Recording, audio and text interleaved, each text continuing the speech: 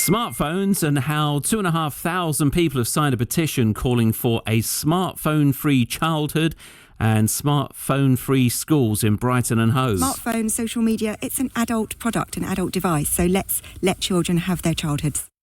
The petition is being debated by councillors at a meeting this afternoon, and campaigners say there's a wealth of evidence that smartphones are harmful to young people and their mental health, including distracting children in class, and they're used to bully others as well. And they're allowing children to see explicit pornographic and violent content as well. And just last week, a Channel 4 show conducted an experiment where smartphones were banned from a school for 3 weeks. It was something the BBC did earlier in the year as well. Here are the results. I feel like I've fixed my sleep schedules and I feel like I pay attention more in lessons. Been a lot better than I usually am, because when I go to sleep, I usually just watch Disney+. Like, quality time with yourself is actually really important. I've learnt this over this whole thing. And it's also made me very observant, deep in everything. You're really starting to realise, wow. It's a lot more peaceful, and once you're away from all that, I think you can just process things a lot better. And we've been asking people on the streets of Sussex what they think about this idea. It's something that more and more parents are voicing and raising their concerns, coming together and realising it's no longer something that we can just push under the carpet. It's now about coming together as a community, parents, schools, children, and taking action and making these changes and allowing children to be smartphone free so they can enjoy their childhoods. I do try to ensure that I don't spend time scrolling on my phone in front of my children, that we sit down and have dinner together and that we have a conversation, and I am able to show them that I am able to hold my concentration and spend time with them and focus on one thing. I noticed a figure the other day that said that the average teenager now spends 65% time less with their friends than they used to. I think we need to start looking at mental health, the increasing anxiety, depression and other mental health conditions that are increasing. In 10, 20 years' time, this is our generation who are going to be our workforce, our carers. This is the future. And if everyone is overstressed, overwhelmed and not able to think straight because they've just been too much online, addicted to their screens, goodness knows what the world is going to be like. We need to act now. I'm joined now by petition organiser Natalie Dean and Kate Barker, another mum, backing this campaign. Hi, Natalie. Hi, Kate.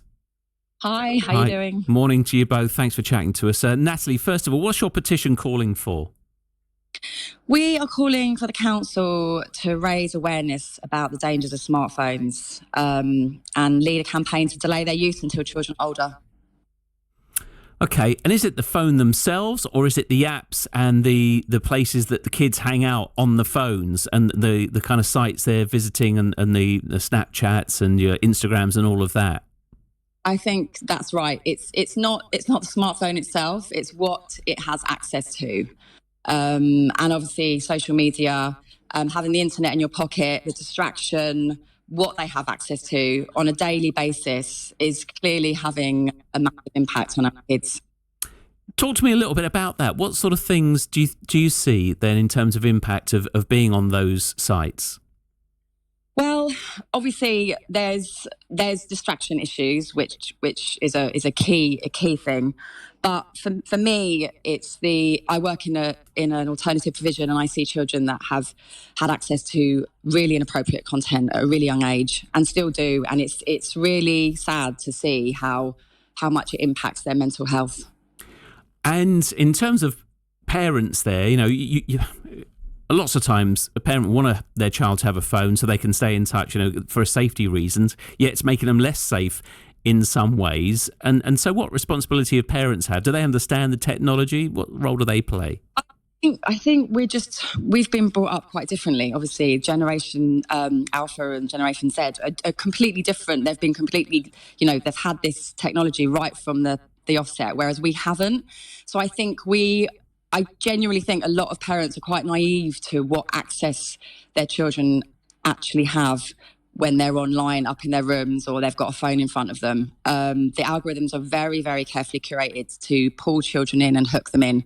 And there is some really disturbing stuff that they see that they often don't tell their parents about. Right, and that's not a conversation that's going to come up. Kate, can I just bring you in? So tell us about the school policy. Do you have a child at junior school, senior school? Well, yeah, I actually have 2 children at primary school, and I also have experience of working in secondary education. So I'm kind of seeing it at both ends. I'm just incredibly conscious that it feels a bit like a tidal wave when you have young children at the moment who are going to be starting to ask for a mobile phone very soon. Yeah, when they get sort of 10 or 11, they want one of those, don't they? Absolutely. And my son's approaching that age, and the only way that we're going to be able to sort of slow this down and halt it is if we all come together. It's very, very difficult for a parent to act alone and say no. No one wants their child to be the only one without a mobile phone. So this is why sort of Natalie and I and others have sort of come together, because if we can all work together as a community, and if it's not just coming from parents, but coming from the council, coming from heads of schools and leaders, that's how we can actually, really make a change and really take a lot of the pressure off parents. There's so much pressure put on parents to regulate, to monitor, to research, to find out the information. And it's a lot, it's too much. Yeah. So we need to all support each other. Kate, when you're working in a school, do all schools, have a policy towards phones when, pupils can and can't have them during their school day? Yeah, absolutely. I think, schools are taking a lot of responsibility and they are trying very hard. It's up to the head teacher at the school to set the tone, and so they will have varying rules. I would encourage parents to really check in with what the school rules are around phone usage. I feel like many schools do an on-site, out-of-sight rule whereby children are allowed to have their phones on their person, but they're not to be seen by members of staff ever, so they're not to be out. But like Natalie mentioned earlier, kids are very clever and they will sneak them out and they will be using them. And the research shows that even when a phone is in a bag or a pocket, it is still distracting, especially a young brain. They will still be thinking about potential messages that are coming through and the potential access to that phone, and will be wanting to get it out straight away at break time and lunchtime, which means, again, like Natalie mentioned, they're not socially interacting with their peers.